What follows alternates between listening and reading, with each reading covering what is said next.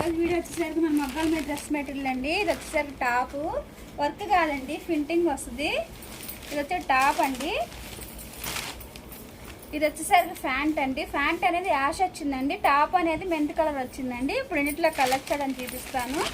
దీనికి వచ్చేసరికి చిన్నీ కూడా చాలా వెరైటీగా వచ్చిందండి, యాష్ వచ్చిందండి చిన్నీ కూడా. ఇదో కలర్ కాంబినేషన్ అండి. ఇంట్లో కలర్ చార్ట్ చూపిస్తాను. ఆ మోడల్లో కలర్స్ అండి. ఇదో కలర్ కాంబినేషన్.